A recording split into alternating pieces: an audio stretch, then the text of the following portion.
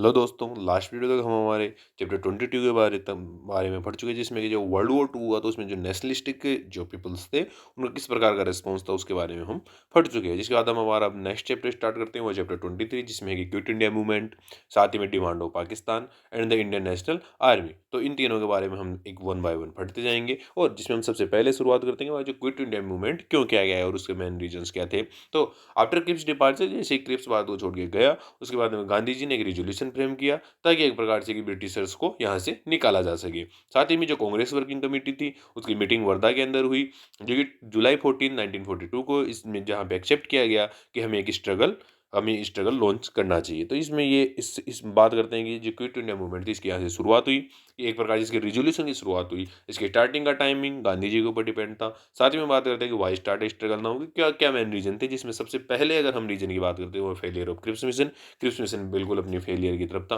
क्योंकि उन्होंने वो कि बिल्कुल भी हमारी जो डिमांड थी, जो नेशनलिस्टिक डिमांड थी, उन्हें एक्सेप्ट नहीं किया।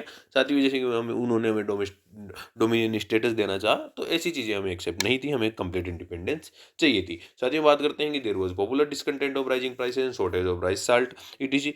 कंटिन्यूसली अगर हम देखें तो वर्ल्ड वॉर 2 की वजह से जो हमारे जो फूड ग्रेन्स थे उनको एक प्रकार से डाइवर्ट किया जा रहा था यूरोपियन सोल्जर्स के लिए, फिर जो यूरोपियन में जो वॉर फाइट्स कर रहे थे उनके लिए डाइवर्ट किया जा रहा था। तो इस वजह से हमारे यहाँ पे प्राइसेस काफ़ी ज़्यादा हाइक हो चुकी थी, और साथ ही में जो हमारे जो साल्ट थी और जो राइस थी उनकी भी प्राइसेस या फिर उनकी भी शॉर्टेज बहुत ज़्यादा हो गई थी, और प्राइसेस काफ़ी ज़्यादा हाई हो गई थी। तो इस वजह से उसकी वजह से काफ़ी ज़्यादा डिस्कंटेंट था।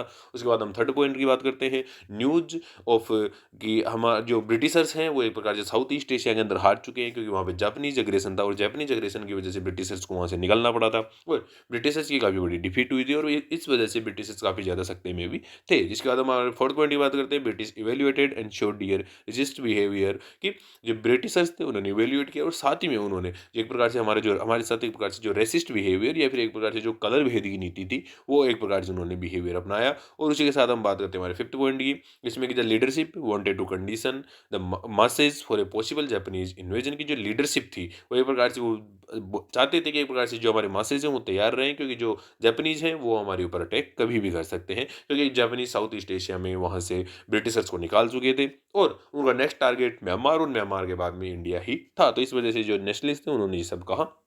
इसके बाद हम बात करते हैं द क्विट इंडिया रेजोल्यूशन, वो किस प्रकार से पास किया गया। जो जुलाई 1942 के अंदर कांग्रेस वर्किंग कमेटी की जो एक प्रकार से मीटिंग हुई वर्धा के अंदर, वहाँ पे उन्होंने गांधी जी को ऑथराइज किया कि आपको एक non violence mass movement launch करना चाहिए। इसी के साथ वहाँ पे क्विट इंडिया रेजोल्यूशन भी पास हुआ। और उसके बाद हम बात करते हैं कि जो सरदार वल्लभ भाई पटेल थे उनके जो जवाहरलाल नेहरू थे उनके द्वारा इसको प्रपोज किया गया, और सेकेंडर के रूप में एक प्रकार से सरदार वल्लभ भाई पटेल ने अपना नाम दिया। जिसके बाद हम बात करते हैं कि जो ऑल इंडिया कांग्रेस कमेटी थी उन्होंने बॉम्बे के अंदर एक सेशन के अंदर उन्होंने अगस्त में इसको अप्रूव कर दिया। तो इस वजह से ये रिजोल्यूशन काफ़ी अच्छी तरह से अप्रूव हुआ, सभी की एक प्रकार से सहमति से ये स्टार्ट किया गया।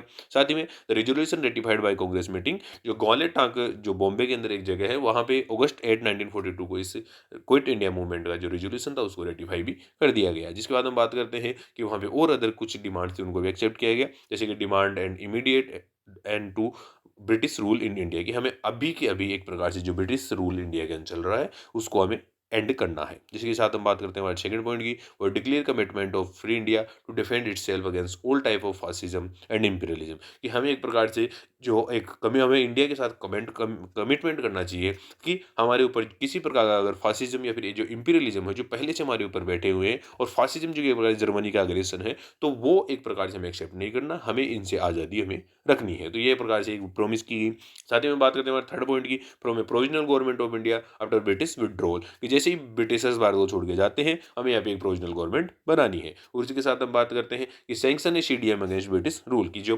ब्रिटिश रूल है उनके खिलाफ एक civil disobedience movement against launch करने की बात कही गई। तो इसी प्रकार हम बात करते हैं Gandhi ji were named leader of the struggle, की गांधी जी को जो स्ट्रगल था उसके लीडर के रूप में उन्हें नाम दिया गया। और इसके बाद हम बात करते हैं Gandhi general instruction to different section, की अलग अलग जो सेक्शन थे उनके लिए गांधी जी किस प्रकार के इंस्ट्रक्शन है। जिसमें सबसे पहले बात है गवर्नमेंट सर्वेंट की, उन्हें कहा गया, जब हम बात करें तो जो सिविल डिसोबीडियंस मूवमेंट था या फिर जो नॉन कोऑपरेशन मूवमेंट था, उसके समय जो सिविल सर्वेंट्स थे उन्होंने एक प्रकार से रिजाइन कर दिया था, तो काफ़ी ज़्यादा प्रॉब्लम हुई थी उस समय, उनको फिर से सर्विस में लाने के लिए, लेकिन अब कहा गया कि आप रिजाइन मत कीजिए, लेकिन कांग्रेस की तरफ अपना एलिजेंस साबित कर दीजिए और एक प्रकार से बिल्कुल भी वहाँ पे वर्किंग मत कीजिए, आपको सिविल डिसोबीडियंस करना चाहिए। उसके बाद हम बात करते हैं कि soldiers do not leave army, कि आपको आर्मी को छोड़ना नहीं चाहिए, लेकिन आपको जो अपने जो पेट्रियोट्स है, अपने देश प्रेमी है, जो एक प्रकार से रिवोल्यूशनरीज है, उनके ऊपर बिल्कुल भी फायर नहीं करना चाहिए। उसके बाद हम बात करते हैं जो स्टूडेंट्स थे, उनसे कहा गया कि अगर आप कॉन्फिडेंट है, अगर आपको मालूम है कि आप इसमें सक्सेस हो जाएंगे, तो आपको अपनी स्टडीज छोड़ देनी चाहिए और आपको एक प्रकार से जो ओपन मूवमेंट है उसमें हिस्सा लेना चाहिए। जिसके बाद हम बात करते हैं पीजेंट्स, इफ जमींदार आर एंटी गवर्नमेंट, अगर जमींदार एंटी गवर्नमेंट है, तो आप उन्हें एक प्रकार से म्यूचुअली एक एग्रीमेंट कीजिए और एक प्रकार से जो टैक्स है उन्हें पे कर दीजिए। लेकिन अगर जमींदार साहब प्रो गवर्नमेंट है, कि वो गवर्नमेंट की तरफ अगर वो गवर्नमेंट का पक्ष लेते हैं, तो उन्हें बिल्कुल भी रेंट देने की जरूरत नहीं है। तो ये पीजेंट से कहा गया। और उसके बाद हम बात करते हैं प्रिंसेस की, उन्हें कहा गया कि आपको एक प्रकार से मासेज है उनको सपोर्ट करना चाहिए और साथ ही में आपको जो पीपुल्स हैं उनकी सोवर्निटी को एक्सेप्ट करना चाहिए। एक प्रकार से आपको अपने जो पुराना बिहेवियर है उसको हटा देना चाहिए। इसके बाद हम बात करते हैं कि जो प्रिंसली स्टेट्स पीपुल्स थे, उन्हें क्या कहा गया कि आप अपने रूलर को सपोर्ट कीजिए अगर वो एंटी ब्रिटिश है, और अगर वो एक प्रकार से उन्हें एक प्रकार से सपोर्ट में लेके आए कि वो इंडियन नेशनल मूवमेंट है उसका एक पार्ट बने। इस वजह से जो लोग हैं या फिर जो पीपुल्स हैं, जो प्रिंसली स्टेट्स के पीपुल्स हैं, उनका भी काफ़ी अच्छी तरह से सपोर्ट मिल पाया। जिसके बाद हम बात करते हैं Gandhi followed up with the now famous exhortation here in the mantra is short one time I give you my imprint your hearts and let every breath of yours give expression, कि अगर मैं एक प्रकार से मैं अपनी जो एक प्रकार से अपना हार्ट या फिर अपनी जो हर एक सांस इस देश को आज़ाद करवाने के लिए दे दूंगा। मैं हर एक चीज़ इस देश के इंपीरियलिज्म से आज़ाद दिलाने के लिए, या फिर इस देश को हमारे शासन में लाने के लिए, फिर एक प्रकार से लोगों के पास इसका शासन लाने के लिए मैं अपनी हर एक चीज़ देने को तैयार हूँ। और इसके लिए उन्होंने एक मंत्र दिया कि वी टू डू और डाई। सो या तो हम हमारे देश को फ्री करवाएंगे, या फिर इस अटेम्प्ट के अंदर, इस देश को फ्री करवाने के अटेम्प्ट के अंदर हम हमारी जान दे देंगे। तो एक प्रकार से ये उन्होंने कहा गया। उसके बाद हम बात करते हैं कि इस मूवमेंट का स्प्रेड किस प्रकार से हुआ। जिसके बाद हम बात करते हैं नेक्स्ट की, जिसमें हम नेक्स्ट बात करते हैं कि जो गांधी जी थे वो पहले से ही एक प्रकार जो इंडिविजुअल सिविल डिसोबीडियंस मूवमेंट चल रहा था, तो उसको इसकी वजह से वो काफ़ी ज़्यादा फिर से पॉपुलर हो चुके थे और एक प्रकार से वो टेम्पो पहले से ही तैयार कर चुके थे। तो एक प्रकार से वो सत्याग्रह ऑर्गेनाइजेशन का वर्किंग थी, और साथ ही में जो एक प्रकार से प्रोपोगंडा कैंपेन चल, उसके माध्यम से भी वो पहले से ही जो ये मूवमेंट चल रहा था, चलाने वाले थे, उसका टेम्पो वो बिल्डअप कर चुके थे। इसके बाद हम बात करते हैं कि जो गवर्नमेंट थी वो बिल्कुल भी नेगोशिएशंस के मूड में नहीं थी, क्योंकि वो बिल्कुल भी नहीं चाहती थी कि वो एक प्रकार से कांग्रेस से किसी भी प्रकार के नेगोशिएशन करे, क्योंकि वो एक प्रकार से खुद को अपने जो इम्पीरियलिस्ट पावर समझे बैठे थे और उन्हें लग रहा था कि कांग्रेस क्या ही कर सकती है। लेकिन जब उसके बाद हम बात करते हैं कि जो 8 अगस्त 1942 को जो क्विट इंडिया जो मूवमेंट रिजोल्यूशन पास किया गया, तो उसके बाद में जब उसके नेक्स्ट डे 9 अगस्त 1942 को जो सभी लीडर्स थे, कांग्रेस के जो सभी टॉप लीडर्स थे, उनको अरेस्ट कर लिया गया और कुछ ऐसी अननोन जगहों के ऊपर या फिर अननोन डेस्टिनेशंस के ऊपर उन्हें ले जाया गया, जहाँ से कि ताकि वो किसी प्रकार का जो मूवमेंट है उसको ना चला सके। इसके बाद हम बात करते हैं कि जो कांग्रेस वर्किंग कमेटी थी और जो ऑल इंडिया कांग्रेस कमेटी थी और जो प्रोविंशियल कांग्रेस कमेटीज थी, जो अलग अलग कमेटीज थी, उनको भी एक प्रकार से अनलॉफुल एसोसिएशन डिक्लेयर कर दी गई, जो भी criminal law amendment act of 1908 के अंडर के अंदर उन्हें सभी जो एक प्रकार से ये कमिटीज थी, इनको अनलॉफुल एक्टिविटीज या फिर अनलॉफुल एसोसिएशंस इनको डेवलप कर दिया गया था या फिर इन्हें घोषित कर दिया गया था। जिसके बाद हम बात करते हैं कि जो assembly of public meeting was prohibited under rule 56 of defence of India rules, कि जो एक प्रकार से पब्लिक मीटिंग्स थी उसकी असेंबली को भी एक प्रकार से उनको हटा दिया गया था कि अभी किसी प्रकार की कोई यहाँ पे ये मीटिंग्स नहीं हो सकती हैं, जो डिफेंस ऑफ इंडिया रूल्स थे उसके रूल नंबर 56 के अंडर में। इसके बाद हम बात करते हैं कि अगस्त 9 को कांग्रेस कमेटी ने अरुणा सफली, जो कि एक प्रकार से नई ही एक प्रकार से लेडी थी, उनको एज ए प्रेसिडेंट उन्हें घोषित किया और उन्होंने एक प्रकार जो फ्लैग था, जो नेशनल फ्लैग था, उसको होस्ट किया। इसके बाद हम बात करते हैं पब्लिक ऑन रैम्पेज, पब्लिक को एक प्रकार से क्विट इंडिया कहा गया, साथ ही में उन्हें डू और डाई कहा गया। तो एक प्रकार से पब्लिक बिल्कुल गुस्से में थी और वो तैयार बैठे ही थे, तो उन्होंने public attack symbols of authority, उन्होंने अथॉरिटी के सिंबल्स के ऊपर काफ़ी ज़्यादा अटैक किया। अपने पब्लिक बिल्डिंग्स के ऊपर जो नेशनल फ्लैग था वो पहनाया। साथ ही में उन्होंने जो एक प्रकार से अगर देखें तो अपने अरेस्ट एक बार से ऑफर किए। साथ ही में जो रेलवे ट्रैक्स थे उनको रिमूव कर दिया गया, टेलीग्राफ लाइंस को कट कर दिया गया। तो ये प्रकार से काफ़ी ज़्यादा खतरनाक रूप से रिपब्लिक ने अपना एक प्रकार से गुस्सा जाहिर किया। जिसके बाद हम देखते हैं कि जो अगर ये सबसे ज़्यादा अगर एक्टिविटीज जो सबसे ज़्यादा इंटेंस थी वो ईस्टर्न यूपी और बिहार के अंदर ये काफ़ी ज़्यादा इंटेंस चल रही थी। इसके बाद हम बात करते हैं अंडरग्राउंड एक्टिविटी के रूप में बहुत से नेशनलिस्ट थे जो एक प्रकार से अंडरग्राउंड एक्टिविटीज़ के रूप में वर्किंग कर रहे थे। साथ ही में वो सबवर्सिव एक्टिविटीज़ भी वहाँ पे टुक कर रहे थे। जिसके बाद हम बात करते हैं कि जो पार्टिसिपेंट्स थे उन्होंने अपनी अलग-अलग एक्टिविटीज़ की। साथ ही में जो गांधी जो रिवॉल्यूशनरीज़ गांधी के जो एक प्रकार से मेंबर्स थे, जो फॉरवर्ड ब्लॉक मेंबर्स थे, रिवॉल्यूशनरी नेशनलिस्ट थे, जो लोकल ऑर्गेनाइजेशन लाइक जैसे Bombay, Pune, Satara, Baroda, other parts of Gujarat, Karnataka, Kerala, Andhra, united province, Bihar and Delhi के अंदर जो अलग जो एक प्रकार से जो लोकल जो ऑर्गेनाइज थे उन्होंने काफ़ी ज़्यादा अच्छी वर्किंग की अंडरग्राउंड एक्टिविटीज़ के रूप में। साथ ही में बात करें जो उषा मेहता थी, उन्होंने एक प्रकार से एक अंडरग्राउंड रेडियो बॉम्बे के अंदर स्टार्ट किया, जिससे कि वो एक प्रकार से सभी लोगों तक सूचना पहुंचा सके। जिसके बाद हम बात करते हैं कि बहुत सी जगहों के ऊपर पैरेलल गवर्नमेंट भी स्टेब्लिश की गई, जैसे कि पैरेलल गवर्नमेंट को, जैसे कि हम बात करते हैं बलिया के अंदर जो और चित्तू पांडे के अंडर में घोषित की गई थी, और उन्होंने बहुत से जो कांग्रेस लीडर्स थे उनको अरेस्ट कर लिया गया था, उनको बाद में उनको रिलीज कर दिया। इसके बाद में बात करें तामलुक के अंदर भी मिदनापुर एक डिस्ट्रिक्ट है, जब दिसंबर 1942 से लेकर सितंबर 1944 तक एक प्रकार से जयती सरकार के अंडर के अंदर ये कांग्रेस ये पैरेलल गवर्नमेंट इस्टेब्लिश की गई, जिसमें उन्होंने साइक्लोन रिलीफ वर्किंग की। उन्होंने जो स्कूल्स थी उनको एक प्रकार से ग्रांट इश्यू किए। साथ ही में उन्होंने पैडी जो कल्टीवेशन होता है पैडी सप्लाई की। और तो इसी प्रकार उन्होंने जो पुअर्स थे उनको भी ऑर्गेनाइज किया, और एक प्रकार से उन्होंने ये एक वाहिनी के रूप में इन्हें एक एस्टेब्लिश किया। तो इस प्रकार से उन्होंने अपनी पैरेलल गवर्नमेंट स्टेबल की। जिसके बाद हम बात करते हैं सतारा के अंदर जो प्रति सरकार थी उनके अंडर में एक प्रकार से ये एक प्रकार से प्रति सरकार जो कुछ लीडर्स थे उनके अंडर में बनाए गए, जैसे कि वाई चौहान और नाना पाटिल जैसे जो लीडर्स थे, इनके अंडर में जो पैरेलल गवर्नमेंट इस्टेब्लिश की गई। इसके बाद हम बात करते हैं कि एक्सटेंट ऑफ मास पार्टिसिपेशन, इसमें बहुत से अलग अलग लेवल्स पे हो, जैसे कि हम सबसे बात करते हैं कि यूथ के बारे में, जो स्पेशली इसमें ऑफिस